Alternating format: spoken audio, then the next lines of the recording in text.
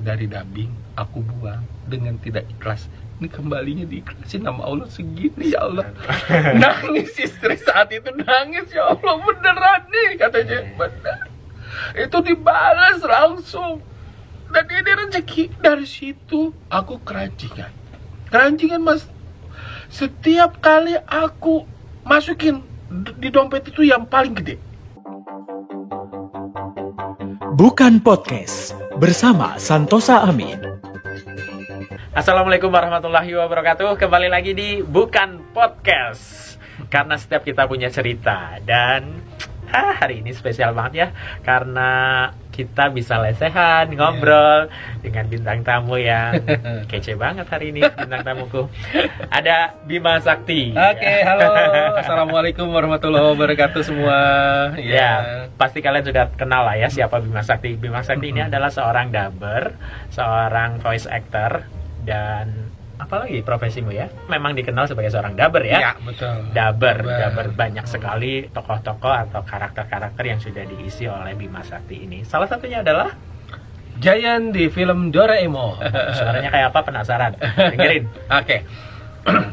Hei Suneo, mana si Nobita? Aku bingung nih. Aku mau ketemu dengan Nobita. Mana Nobita ya? Aku udah gregetan sama dia. Kan? Itu suara Giant. Belum lagi karakter-karakter di film-film lain. Ada film apa aja sih yang pernah didubbing? Film Naruto waktu itu ada pernah ngisi Sarutobi, Raikage, Choji. Itu dalam satu film ada sekitar 17-an karakter lah. Wow. Gitu. Tapi yang diborong semua. Berkesan dari semua karakter yang sudah Bima isi apa? Pertama kali karakter yang aku nggak bisa lupain sampai sekarang itu namanya Patachia. Patachia. Ya, jadi dulu film itu Film apa itu? Jadi dulu film Mandarin, film serial Mandarin, dan itu zamannya tahun 97. Oh, masih Betacam ya? Iya, masih Betacam, belum ada ini. Tapi itu momen pertama saya mendapatkan peran utama. Wow, suaranya kayak apa tuh? Jadi suaranya sih justru Udah lupa? Aku sama pengarah dialognya dibilang gini, suara si gemuk dengan suara kecil.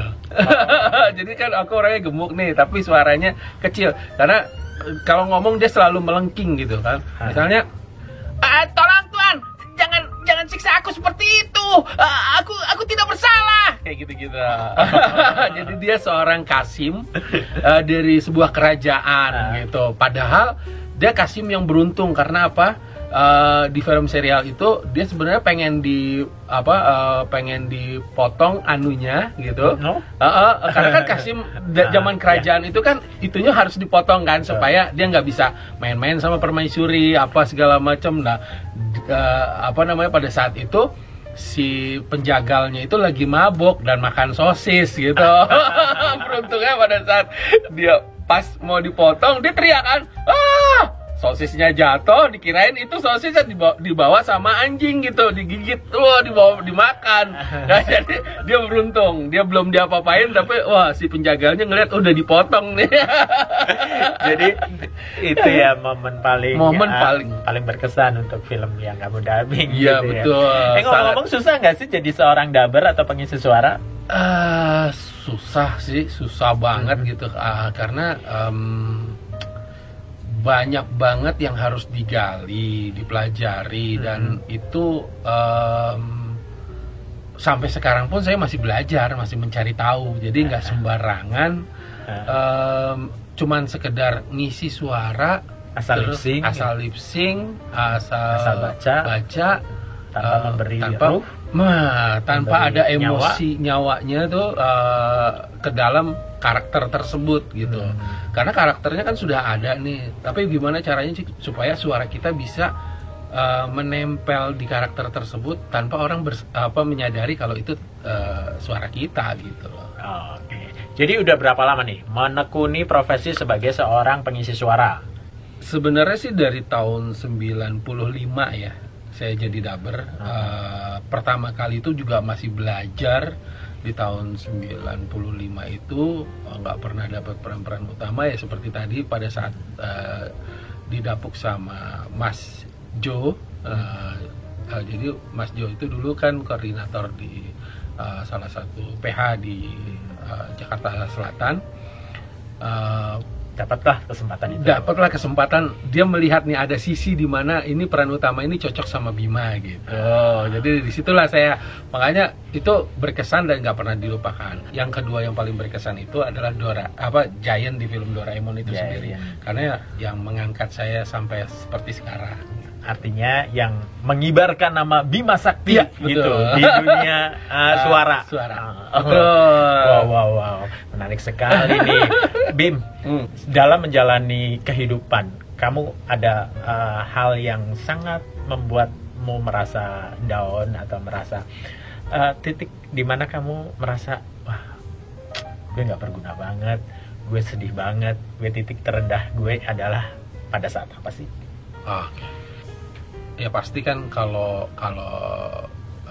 sebagai seorang kepala rumah tangga gitu kan, dimana kita tuh tidak bisa berbuat banyak buat keluarga kecil kita gitu. Itu ya apalagi dengan kondisi-kondisi waktu itu sempat juga, wah harus usaha apa nih, lagi-lagi masalah. Dan itu lo alami saat kamu sudah menjadi seorang daber atau sudah menjadi daber? Jadi kan gini, namanya dunia dubbing ini, makanya kita harus cerdik ya gitu. Jadi bukannya kehidupan itu, jadi seorang daber itu bisa membuat kita berhasil nih gini. Itu cuma sebagian kecil aja gitu. Pada umumnya sebenarnya pekerja yang kita nih freelance, bukannya pegawai tetap lah apa segala macam ya, itu kita nggak ada tunjangan apapun gitu. Nah itu pada saat kita merasa kita sudah mungkin kesalahan kita juga yang memanage waktu, timing kita, profesionalisme kita dalam saat bekerja gitu, kurang bisa menyesuaikan dengan apa maunya klien, apa maunya orang yang memanfaatkan kesempatan saat kita masih bisa dubbing, saat masih kita bisa melakukan aktivitas lain yang mungkin pada saat itu kita terlena dengan yang penting gue udah bisa dubbing, kemudian dapat duit dan langsung digunakan pada saat itu juga, dan habis-habis itu juga gitu. Nah disitulah kita sebenarnya penyesalan itu adanya di belakangan ya, karena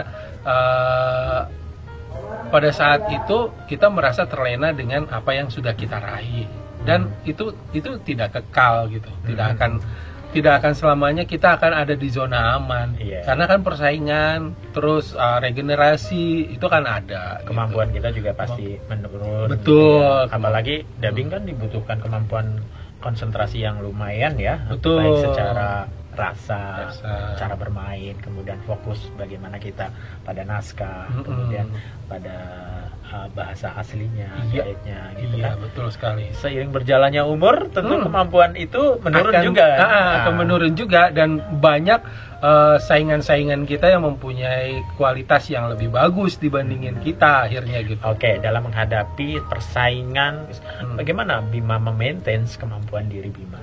Ya. Agar tetap terus dipakai, agar tetap terus mendapatkan pekerjaan. Ya, artinya di sini saya sebenarnya pasrahkan itu sama Tuhan ya. Artinya tapi tetap harus ada upaya dari betul. Tuhan itu memberikan jalannya itu seperti yang tidak diduga-duga oleh kita gitu. Nah, ada momentum pada saat saya sudah mulai ini gimana ya, udahlah jalanin yang seperti ini aja. Terus berada di zona yang sudah track yang sudah saya jalani. Tapi ternyata kalau Tuhan sudah berkehendak, ya saya ditemukan dengan klien yang luar biasa gitu, yang mau bekerja sama dengan saya, yang akhirnya merubah kehidupan saya baik dari segi materi juga pengetahuan gitu, dan akhirnya mendorong saya untuk lebih mengetahui lagi tentang profesi yang saya geluti ini gitu. Dan akhirnya itu yang merubah saya sampai teman-teman yang tadinya menganggap saya cuma sekedar daber dan lain sebagainya, akhirnya ya sekarang sudah bisa terupgrade seperti yang impian-impian para daber yang selama ini punya motivasi yang sebenarnya sama dengan dengan Apa itu? saya. Apa punya apa? Ya punya kemampuan untuk mengetahui desain pembuatan studio. Terus udah gitu mengetahui tentang cara pembuatan studio, mengetahui tentang alatnya, ya kan, mengetahui tentang proses pembuat produksi SOP-nya lah. Jadi akhirnya dari situ pun dengan pengalaman yang saya dapatkan itu sampai akhirnya beberapa klien ada yang percayakan filmnya ke saya gitu, dan project yang akhirnya saya kerjakan gitu. Dan itulah yang membuat saya harus lebih bekerja keras.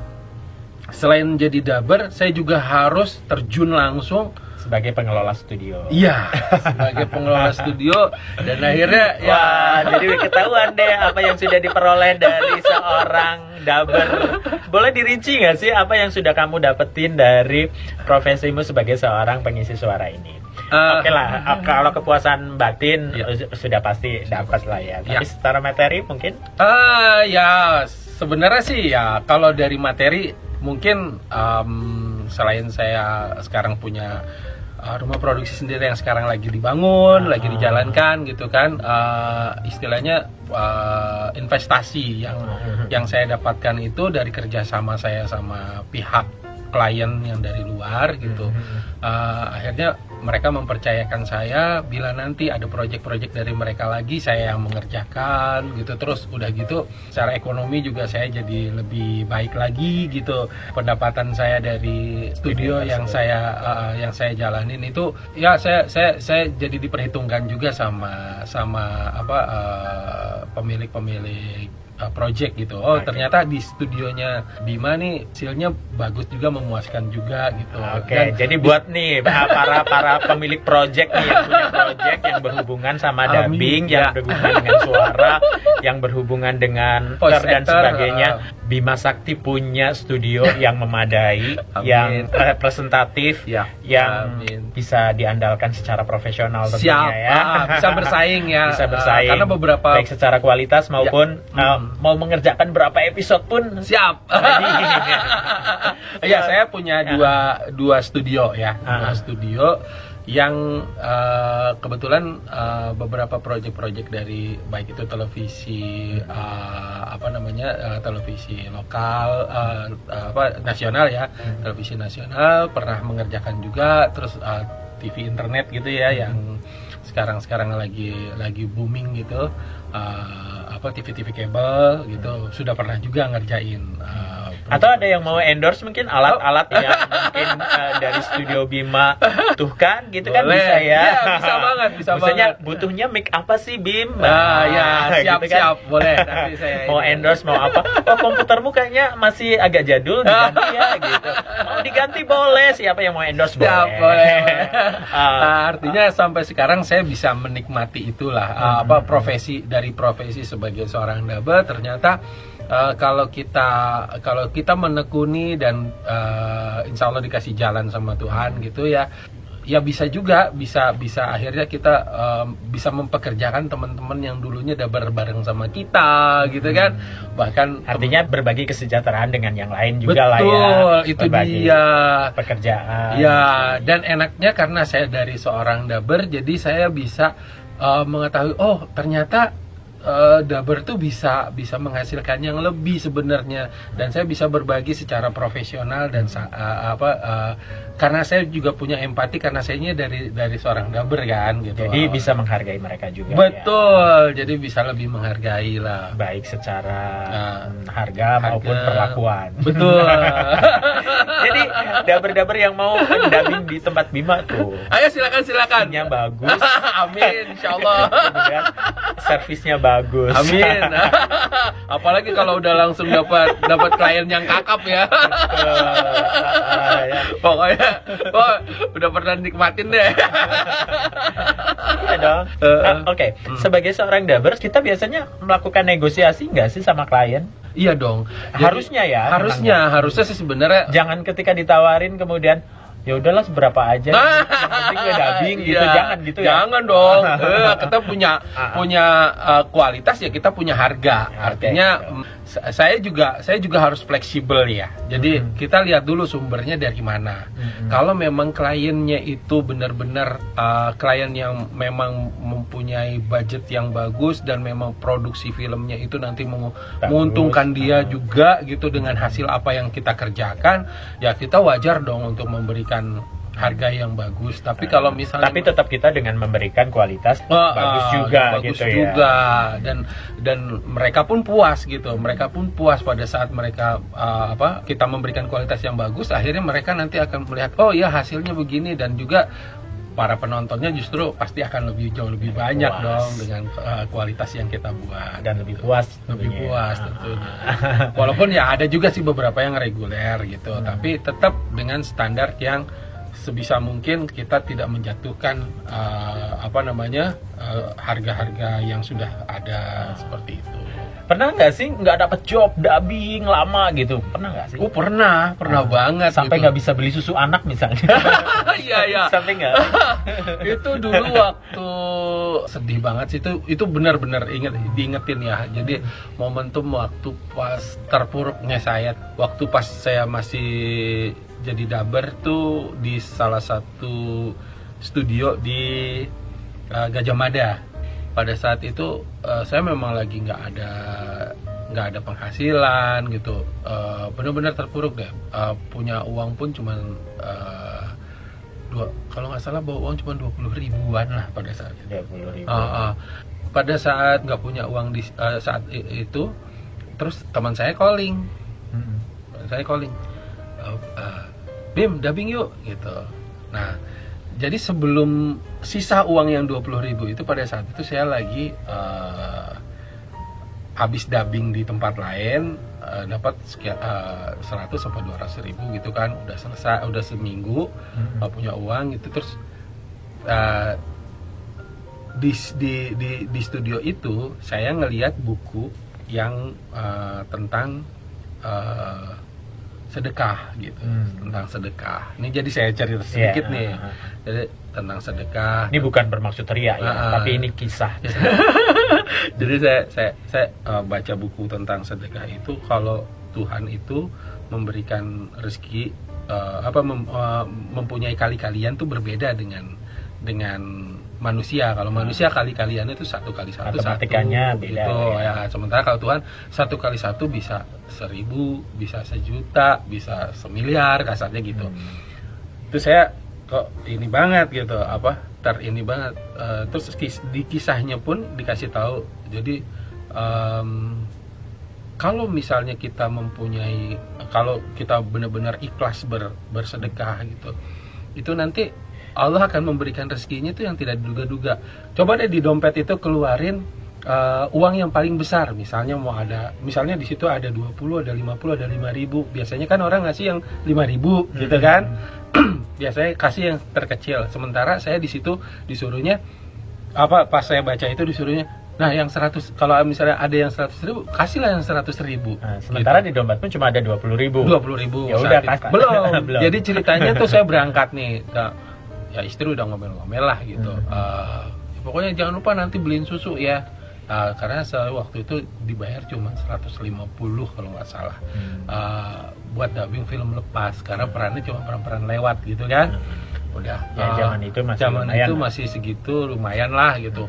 Nah, bayangin saya cuma punya duit 20, berangkatlah saya ke ke Gajah Mada itu dari Gunung Sindur. Bayangin naik motor, ngisi bensin 15, sisa tinggal 5.000 gitu. Ceritanya ya udah buat pegangan aja lah, buat jajan gitu. Nah, singkat cerita, setelah saya dubbing gitu kan, saya dibayar 150 gitu. Nah, udah gitu, ini kan 50, ini 100 gitu. 5.000 berarti 5.000 50 sama 100.000. Ya kan? Nah, ini perang batin nih. Mana yang mau saya buang? Mau saya sedekahkan. Pada saat itu hari Jumat. Jadi teman bilang, "Bim, yuk berangkat Jumatan. Kan udah selesai dubbing nih, udah dibayar sama dia. Berangkat yuk." Karena waktu itu setelah selesai dubbing dibayar gitu. Ya deh. Terus, waduh, kalau ini padahal waktu itu disuruhnya ikhlas, padahal tapi kan terpaksa nih harus beli susu terus sudah gitu. Ntar istri ngomel di rumah. Apa namanya, nggak ada duit ya. Ini kan duit cuma 150 beli susu. Tapi aku punya kewajiban.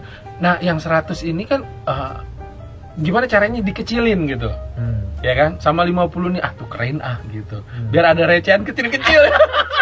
Mau ngakalin Tuhan. Jadi turun tuh dari lantai 3 turun ke bawah, saat jalan ke depan tukang rokok nggak ada tukeran. Tukang gorengan nggak ada di situ. Biasanya ada tukang gorengan beli gorengan nih. Pecah uang 100.000. Uang 100.000 sama 50-an. Udahlah, gue mesti ini paling nggak ada 20 nggak apa-apa lah, paling gede gitu kan.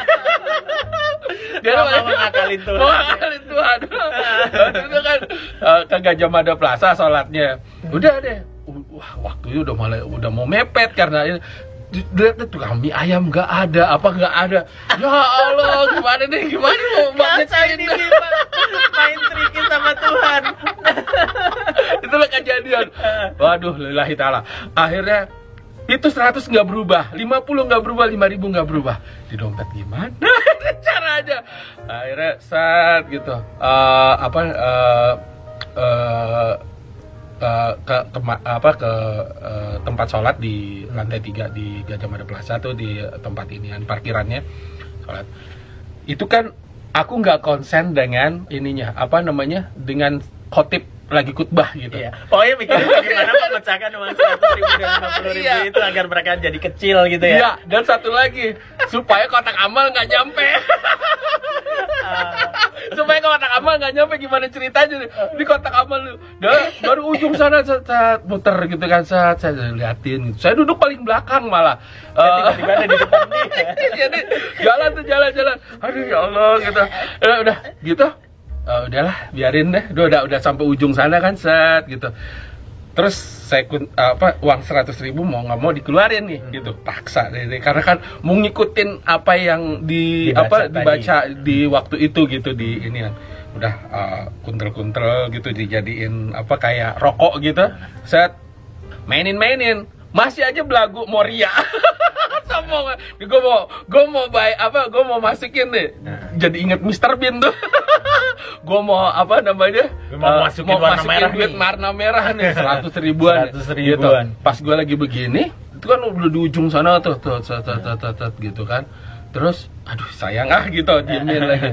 Pas lagi diem begini, udah deh, niat nggak jadi nih, udah biarin lah, nggak jadi dong buat beli susu anak kan gitu. Kedengeran khotib itu ngomong gini, andai kata manusia itu yang sudah meninggal di alam kubur, terus dia bisa keluar keinginan mereka untuk bangkit lagi hidup lagi ke dunia, itu cuma satu yang mereka ingin lakukan, bersedekah semua harta bendanya itu, karena hisab yang akan dia rasakan di alam kubur itu luar biasa dahsyat. Dari situ ketakutan muncul di depan Subhanallah. Muka saya. Astagfirullah, langsung. Ini nggak seberapa 100.000 gitu, tapi hisab yang kita udah lakukan itu udah langsung bayar dah. Udah masukin deh. Pada saat mau masukin, timbul lagi ria di dalam hati, pengen sombong gitu ya. Ngelihat ke kanan kan, tidur, orang lagi tidur gini, kok nggak ada yang ngeliatin sini 100.000. Terus yang sebelah sini hadapnya ke sono gitu, saat ada nggak ngeliat ke saya gitu kan.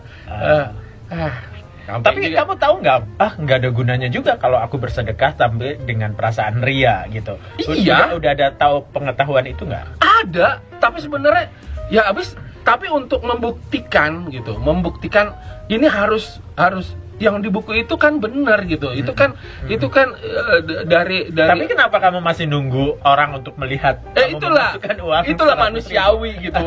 Sifat manusia kan kadang-kadang pengen show off gitu, ditonjokin gitu. Sampai situ itu yang bangun cuman digituin nama yang di sebelah sonanya, terus ngasih begini dia sambil tiduran lagi. Ya nggak ngeliat, di sini juga nggak ngeliat. Masih gini, plong udah sambil terpaksa sebenarnya. Ya Allah, ya udah plong. Set, udah kasih ke situ, baru yang itu begini. Set, geser aja, nggak isi itu. Sementara gue udah ngisi 100.000 gitu. Tapi abis itu mikir, ntar gue ngapain sama bini gue deh. Udah, aduh, bingung kan? Bingung. Udah, set, selesai semua. Pak, udah temen bilang pulang. Bim makan dulu yuk. Nggak, gue langsung pulang. Bawa duit 50.000 sama 5.000 itu. Iya, 55.000. Ya. Dah, nggak makan, nggak apa siang itu. Saat naik motor pulang sampai sono, bensin kan udah tinggal Tiris lah. cuma 15.000 loh dari sana, dari Sindur. dari Gajah Mada ke Gunung Sindur. Dah pusing nih, pasti bini nyap tak. Udah pulang, saat ditodong sama istri, mana susu? Ada. Oh ya udah, nanti kasih 50 5.000 sisa. Dia apa-apaan bang katanya. Kan manggil saya kan abang. Dia apa-apaan bang katanya gitu. Raya nggak ada susu loh. Ini kok duit kok sudah segini, dikemanain yang 100.000-nya? Kan dia tahu saya kalau dia kan bekas dubber juga. Pokoknya kalau dubbing film itu lepas Mandarin gitu kan, Jackie Chan, ya saya kan paling jadi samuhungnya, jadi apanya gitu. Saya panggil bayar 150. Ini yang sisanya mana? Tadi dimasukin Jumatan. Bang, yang bener aja katanya, sisanya nggak ada susu. Marah-marah. Yang bener aja bang. Punya otak dong sedikit. Kalau mau sedekah yang mana? Yang berapa kayak yang ini? Kita nggak ada makan. Ntar apa? Ini buat nyambung seminggu ke depan gimana kalau abang nggak ada dubbing lagi? Ya udahlah, sabar lah, bilang gitu kan. Udahlah abang ngaco ah. Aduh gimana nih? Udah deh nyeteng dulu apa gimana? Ngutang dulu deh. Gitu. Udah. Dia merasa bersalah gitu. Emang sih secara logika itu nggak masuk di akal. Iya. Aduh pusing. Masih handphone masih yang jadul tuh. Nggak lama bunyi handphone. Titit. Wah, ini handphone nih gitu. Tiba-tiba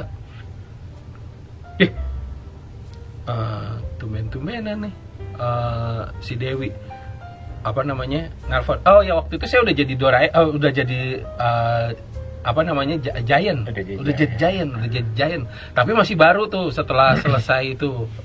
Berarti Suneonya bukan Santos. Belum. Masih Santos Amin yang itu tuh. Masih belum. Pak almarhum. Iya bukan belum Santos Amin. Masih pokoknya itu kejadiannya 2009 lah, 2009. Kan Santos Amin 2010-an tuh. Iya. Ya.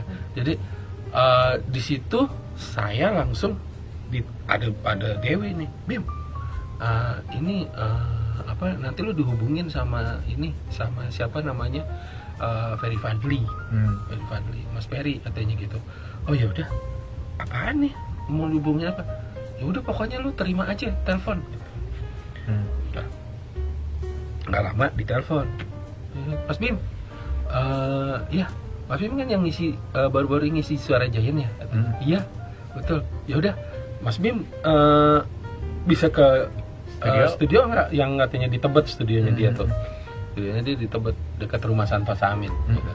Nah, udah. Ngapain Mas? Bilang gitu. Ya udah pokoknya Mas Bim ngisi iklan. Nah itu waktu itu iklannya itu Ki Guava, gitu.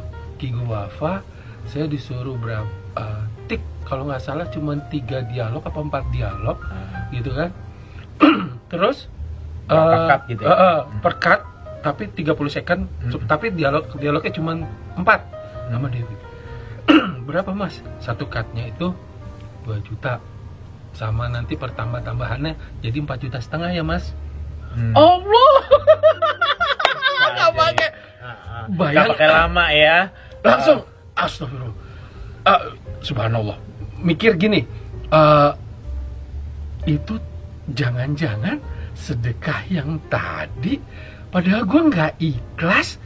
Bayangin, gue nggak ikhlas aja digantinya Tapi secara tidak langsung jadi cerita kamu itu lu dituntut untuk ikhlas. Sebelah lu ditidurin, sebelah ini dia tidurin. Gitu kan. Atau kamu tidak ria gitu kan. Semua mata ditutup untuk tidak melihat. Tidak melihat apa yang aku lakukan saat itu. Dan itu benar-benar tangan Tuhan yang bekerja ya. Allahu Akbar. Itu keajaiban yang belum pernah aku rasain dan itu terjadi saat itu tahun 2009.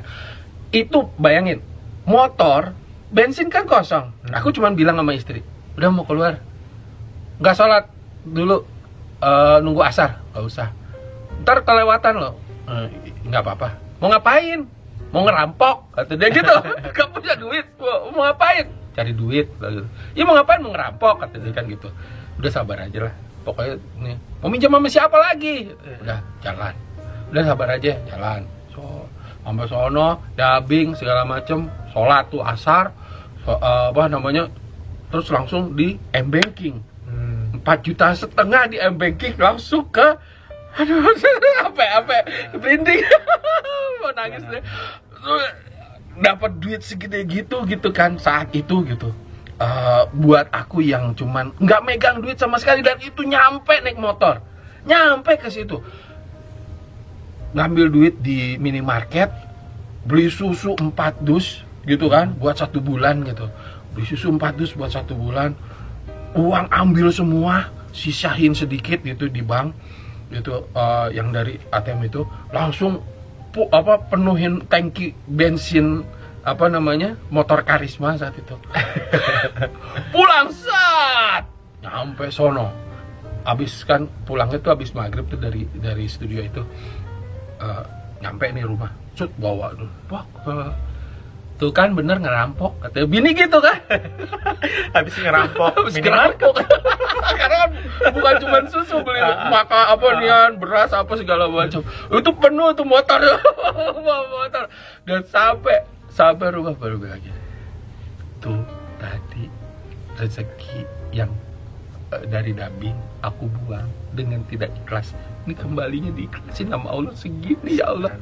Nangis istri saat itu, nangis, ya Allah beneran nih, katanya bener. Itu dibalas langsung. Dan ini rezeki. Dari situ aku keranjingan mas. Setiap kali aku masukin di dompet itu yang paling gede, sebenarnya ada 50.000. Ada yang paling gede cuma 20. Lama-lama, rezeki itu nambah terus. Nambah. Sampai aku nggak nyangka gitu, aku sampai dipercaya sama salah satu owner gitu untuk bikin studio di Jakarta. Tadinya mau di Jakarta, tapi akhirnya harus deket rumah lah biar bisa dikontrol.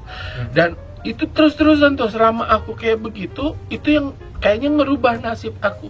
Buat temen-temen, jangan lupa deh kayak gitu loh.